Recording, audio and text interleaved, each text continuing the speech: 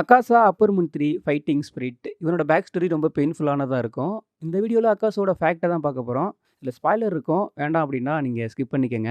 ஒரு டீமனோட அப்பியரன்ஸுமே ரொம்ப யூனிக்கா, டிஃப்ரெண்ட்டா இருக்கும். அதுவும் அவங்க ஹியூமன் ஃபார்ம்லேருந்து அப்கிரேட் ஆன மாரி தான் டீமனா இருப்பாங்க. அகாஸாவ ஃபர்ஸ்ட்டு பார்த்தோனேயுமே எல்லாருக்கும் கேட்சியா இருக்குது. அவனோட ஃப்ளாஷி டாட்டூ தான். ஸோ டீமன் ஃபார்ம் அப்போ அது ரொம்ப நல்லா பளிச்சுன்னே தெரியும். பட் அது டீமன் ஃபார்மா இருக்கப்போ அந்த அளவுக்கு நல்லா இருந்தாலும், அது ஹியூமனா இருந்தப்போ அது அவனுக்கு பெயின்ஃபுல்லான ஒரு மார்க்கு. அக்காஸோட அப்பா வந்து சிக்ல இருப்பாரு. அவங்க ஸ்லம்ல இருக்க ஒரு ஃபேமிலி. ஸோ அவரோட சிக்குக்கு வந்து மெடிசின் வாங்குறதுக்கு இவன்ட்ட காசு இருக்காது. அதனால வந்து பிட் பாக்கெட் அடிக்க போறான். பட் அதையுமே இவனால கரெக்ட்டா பண்ண முடியல. பிட் பாக்கெட் அடிக்கிறப்போ வந்து மாட்டிக்கிறான். ஸோ அதில புடிச்சு அவங்க என்ன பண்றாங்கன்னா, இவன் மேல வந்து ஒரு டாட்டூ போடுறாங்க. இந்த டாட்டூ எதுக்குன்னா, அவன பார்த்தோனயுமே இவன் கிரைமான பையன்னு சொல்லிட்டு எல்லாருக்கும் தெரியணும் அப்படிங்கிறதுக்காண்டி ஒரு மார்க் போடுறாங்க. ஸோ அந்த மார்க்கு தான் அவன் டீமன் ஆனதுக்கு அப்புறம் நம்ம பார்க்குற ஒரு ஃப்ளாஷி டாட்டூவா இருக்கு. அக்காசாவ சின்ன வயசுலயே டீமன் சைல்டுன்னு சொல்லிட்டு கூட கூப்பிட்டுருப்பாங்க. அக்காசா அவனோட சென்சே, அவனோட ஃபியான்சி அவங்க 2 பேரும் டெத் ஆகுறத பார்த்துருப்பான். அக்காசாவோட சென்சே வந்து கெய்சோ. அவர் வந்து ஒரு டோஜோ நடத்திட்டு இருக்காரு. Martial art Tojo. ஸோ அவர் சொல்லிக் குடுக்குற பேட்டரியோட நேம் வந்து ஷோரியோ. ஸோ அது வந்து நார்மலா லெக் அண்ட் ஹேண்ட் மட்டுமே யூஸ் பண்ணி பண்றது. ஸோ அது அட்டாக் பண்றப்போ எப்பவுமே வெப்பன வந்து அட்டாக் பண்ணும். மேக்ஸிமம் அக்காசாவோட அட்டாக் வந்து அவங்க நெக்க ஃபேஸ் பண்ணி தான் இருக்கும். அதான் அந்த பேட்டில் ஸ்டைலே. இவங்களுக்கு ரைவலா இன்னொரு டோஜோ வந்து நடந்துட்டு இருக்கு. கென்ஜுட்சு டோஜோ. ஸோ அந்த ஃபேமிலி எப்படின்னா, அவங்க வந்து ஸ்வார்ட்ஸ் யூஸ் பண்ணி பேட்டில் பண்றவங்க. ஸோ ஸ்வார்ட்ஸ் யூஸ் பண்ணி பேட்டில் பண்றதுக்கான ட்ரெய்னிங்லாம் அந்த டோஜோல வந்து குடுத்துட்டு இருக்காங்க.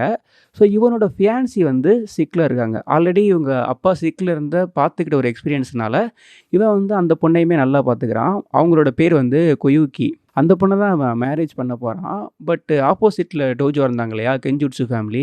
அவங்க வந்து இவங்களோட வாட்டர்ல பாய்சன் பண்ணனால, இவனோட சென்சேவும், அவனோட ஃபியான்சியும் டெத் ஆயிட்டாங்க. அக்காசா டீமன் ஆகுறப்போ அவனோட ஏஜ் வந்து 18 தான். ஸோ டீமன் ஆனதுக்கு அப்புறமா ஏஜ் வந்து பெரிய மேட்டர் கிடையாது. அவங்க வந்து இம்மார்ட்டல். ஏஜ்னால டெத் ஆக மாட்டாங்க.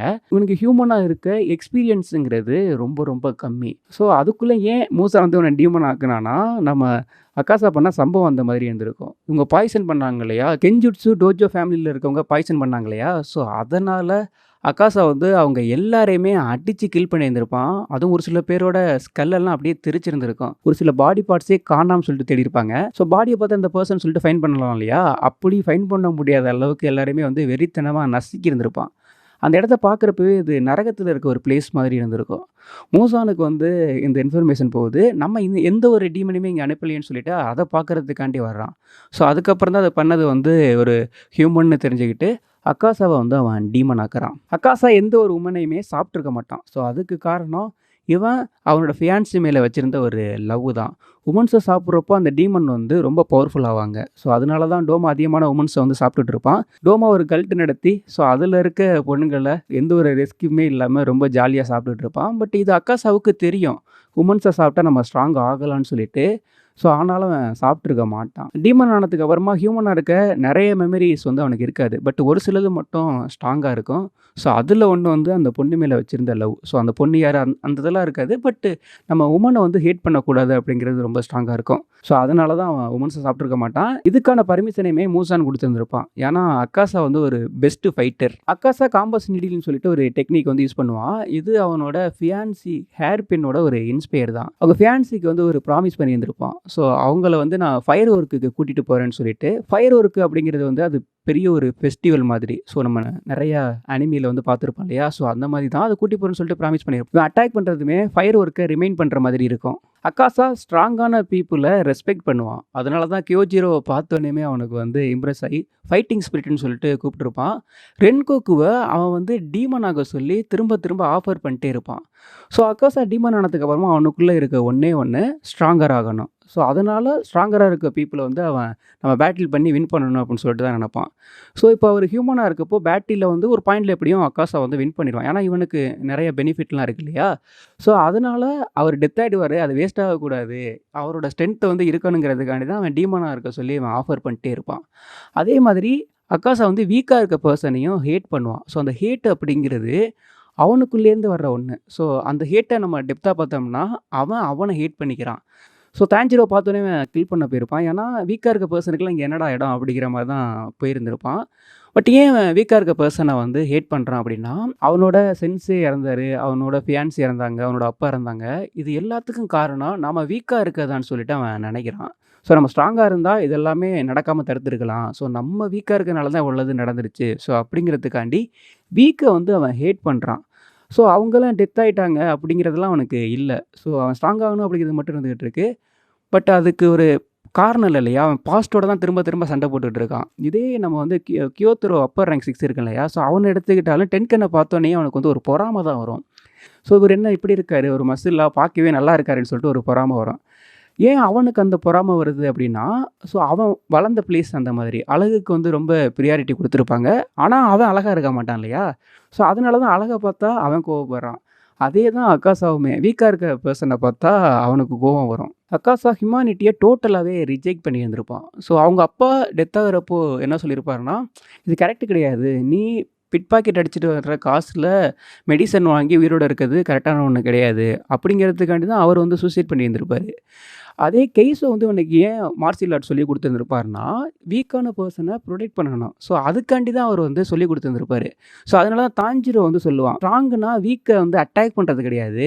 வீக்கா இருக்க பெர்சன புரொடெக்ட் பண்ணணும். அதுதான் ஸ்ட்ராங்கா இருக்கவங்க பண்ண வேண்டியதுன்னு சொல்லிட்டு சொல்லியிருந்திருப்பான். தாஞ்சிரோக்கு இந்த ஐடியாவும் வந்து ரென்கோக்கு கிட்டேருந்து தான் வந்திருக்கும். ரென்கோக்குக்கு வந்து அவங்க அம்மா வந்து சொல்லிக் குடுத்துருப்பாங்க. ஸோ இதான் ஸ்ட்ராங் அப்படின்னு சொல்லிட்டு. ஸோ இத வந்து அவனுக்கு கெய்ஸோவ வந்து ரிமைண்ட் பண்ற மாதிரி இருக்கும். ஆனா அக்காசாவுக்கு வந்து அது கோவம் வந்து தான் திரும்ப வந்து அவன் அட்டாக் பண்ணுவான். பட் அவன் ஹியூமனா இருந்தப்போ நடந்த எல்லாமே டோட்டலா அப்போதைக்கெல்லாம் மைண்ட்ல இருக்காது. அக்காசாவ ட்ரிகர் பண்ற மாதிரி தாஞ்சிரோ வந்து ஒண்ணு சொல்லியிருப்பான். ரென்கோக்கு டெத் ஆகுறப்போ. ஸோ அவன் என்ன சொல்லியிருப்பான்னா, "உனக்கு வந்து நெறைய பெனிஃபிட் இருக்கு. கை போனாலும் திரும்ப வந்துரும். கால் போனாலும் வந்துரும். ஆனா எங்களுக்கு அப்படி கிடையாது. ஸோ நாங்க தான் ரொம்ப ஸ்ட்ராங்கு. நீ வீக்கு. ஏன் பயந்து ஓடுறன்னு" சொல்லிட்டு அவன் அக்காசாவ பார்த்து சொல்லியிருந்திருப்பான். அக்காசாவுக்கு என்ன சொல்லுவான்னா, "நான் உன்ன பார்த்து பயந்து ஓடலடா. நான் சன்ன பார்த்து பயந்து ஓடுறேன்னு" சொல்லுவான். அப்போ மூசானுமே, "நீ ஒரு ஆசிராவ கில் பண்ணிட்டு அத பெருமையா சொல்றியா?" அப்படிங்கிற மாரி சொல்லிட்டு கோவப்பட்டுருப்பான். ஸோ அப்போ அவனுக்கு தாஞ்சிரோ மேல மிகப்பெரிய ஒரு கோவமே வந்திருக்கும். ஏன்னா, இவனுக்கு மைண்ட்ல இருக்கிறது ஒண்ணே ஒண்ணு தான். நம்ம ஸ்ட்ராங்கர் ஆகணும் அப்படிங்கிற ஒண்ணு மட்டும் தான் இருக்கு. பட் அதையே ஒருத்தன் வந்து பாயிண்ட் பண்ணி, "இல்ல நீ வீக்கு. என்னைய பார்த்து பயந்துட்டு ஓடுறன்னு" சொல்லிட்டு ஒரு கொஸ்டின் பண்றான். அப்படிங்கிறது வந்து அவன ஃபுல்லாவே ட்ரிகர் பண்ணியிருந்திருக்கும். ஸோ அதனால தான் அவனோட ஸ்வாட்ஸ வந்து அடிச்சு அப்படியே நொறுக்கி இருந்திருப்பான். அவன் டீமனா இருக்கிறதுக்கு ஒரே காரணம் ஸ்ட்ராங்கா இருக்கணும் அப்படிங்கிறதுக்காண்டி தான். அக்காசா அப்பர் மூன் 1 பிளேஸுக்காக கொக்குஷிபோ கிட்ட சேலஞ்ச் பண்ணியிருந்திருப்பான். ஸ்ட்ராங்குன்னா எல்லாத்துலயும் டாப்பா இருக்கிறது தானே. ஸோ அதனால தான் அந்த இடத்த வந்து அவன் சேலஞ்ச் பண்ணியிருந்திருப்பான். பட் கொக்குஷிபோ இவன பார்க்குறப்போலாம் ரொம்ப ரொம்ப ஒரு ஸ்ட்ராங்கான ஒரு பெர்சன். ஸோ ஒரு பிரீத்திங் ஸ்டைல் யூசர் வேற. இவங்க 2 பேருக்கும் பேட்டில் நடந்தப்போ அவர் வந்து வின் பண்ணிட்டாரு. நெறைய பேர் வந்து அந்த மாரி சேலஞ்ச் பண்ணுவாங்க. இப்போ வந்து லோவர் ரேங்க்ல இருக்க ஒரு பெர்சன் நம்ம பார்த்தோம். ட்ரீம் மேனிபுலேட் பண்ணுவான் இல்லையா? அவன் கூட நம்ம தாஞ்சிரோவ பீட் பண்ணி மூசான்ட்ட கொண்டு போயிட்டான் அப்படின்னா, மூசான்ட்ட நெறைய பிளட் வாங்கி அப்பர் மூன்ட்ட வந்து நம்ம சேலஞ்ச் பண்ணலாம்னு சொல்லிட்டு சொல்லுவான். ஏன்னா அவங்க பிளேஸ வந்து உங்களால எடுத்துக்க முடியும். பட் கொக்குஷிபா வின் பண்ணியிருந்தாலுமே அக்காசா பேட்டில் பண்றது புடிச்சனால அவன வந்து விட்டிருந்திருப்பாரு. ஒரு நாள் நான் உன்னைய டோட்டலாவே அழிச்சிருவேன்னு சொல்லிட்டு அக்காசா வந்து வார்னிங்கும் பண்ணியிருந்திருப்பான். டீமனுமே பேட்டில் பண்றப்போ ஒரு வெப்பன் யூஸ் பண்ணுவாங்க. பட் அக்காசா யூஸ் பண்ண மாட்டான். அது காரணம் வந்து அவங்க ஹியூமனா இருந்தப்போ ஒரு பேட்டில் ஸ்கில் இருந்தது இல்லையா? அத என்ஹான்ஸ் பண்ற மாரி தான் அவங்களோட பிளட் டீமன் ஆர்ட்டெல்லாம் இருக்கும். ஸோ இவன் வந்து வெப்பன் யூஸ் பண்ணி பேட்டில் பண்ணது இல்லல்ல. ஸோ இவன் வந்து நார்மலா லெக் அண்ட் ஹேண்ட் தானே யூஸ் பண்றான். ஸோ அதனால தான் அக்காசா வந்து எந்த ஒரு வெப்பனுமே யூஸ் பண்ணாம டீமனா இருந்தாலும் பேட்டில் பண்ணுவான். ஸோ அக்காசா வந்து ஃபைனலா ஹிம்செல்ஃபா அத புரிஞ்சுகிட்டு சூசைட் பண்ணியிருந்திருப்பான். ஸோ அவன ஸ்ட்ராங் ஆகணும் அப்படிங்கிறது எந்த அளவுக்கு டெப்த்தா இருந்திருக்குன்னா, அவனோட தலைய கட் பண்ணாலும் நிப்பான். அவனுக்கு இருக்கிறது ஒண்ணே ஒண்ணு தான். பி ஸ்ட்ராங் அப்படிங்கிறது. அக்காசா ஒரு சூப்பரான கேரக்டர். சூப்பரா அத ரைட்டும் பண்ணியிருப்பாங்க. டீமன் ஸ்லேயர்ல அப்படியே லிஸ்ட் எடுத்தோம்னா ஒரு சில கேரக்டர் வந்து செம்மையா ரைட் பண்ணியிருப்பாங்க. ஸோ அதுல வந்து அக்காசாவும் ஒரு பெர்சன். நீங்க அக்காசாவ பத்தி என்ன நினைக்கிறீங்க? அப்படிங்கிறத கீழ கமெண்ட் செக்ஷன்ல கமெண்ட் பண்ணுங்க. உங்களுக்கு ஏதாவது யூனிக்கான ஒரு ஃபேக்ட் தெரியலாம். ஸோ அந்த ஃபேக்ட் என்ன அப்படிங்கிறதையும் கீழ வந்து நீங்க அப்படியே கமெண்ட் பண்ணிருங்க.